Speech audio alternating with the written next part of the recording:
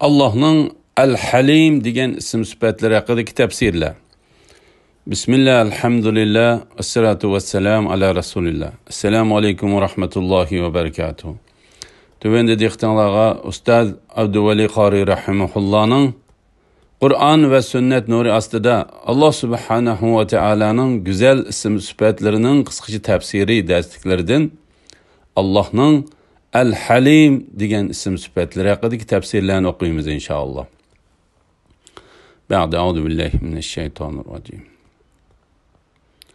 Allah'ın El-Halim degan ism sifatları haqidagi tafsirlar.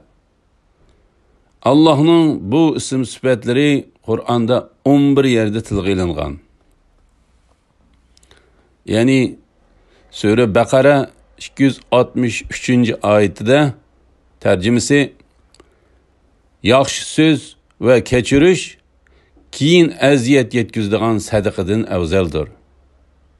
Allah bandalarning sadaqasidan behojatdir, halimdir.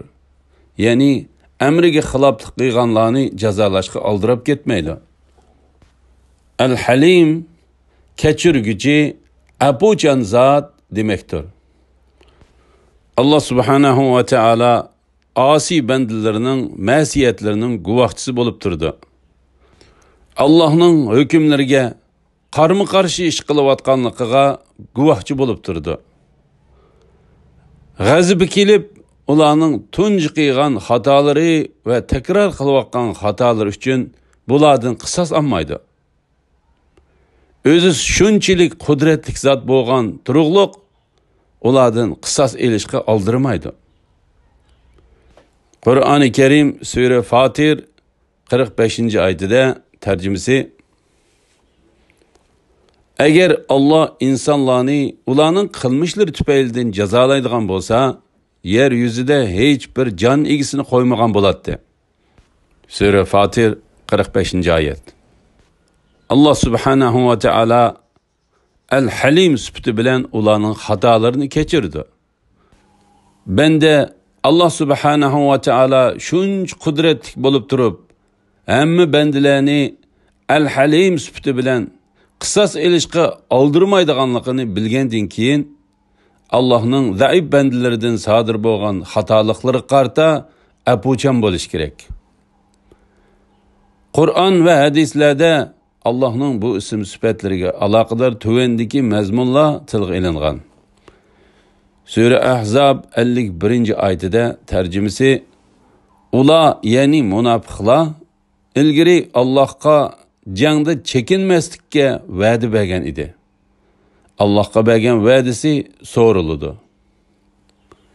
Sure Sad 16. ayetida tercümesi Ula masxar qilish yo'li bilan Rabbimiz sen bizge azaptın va'da qilgan nasibimizni bizge baldırroq qiyomat kunidan ilgari bergin deyishdi.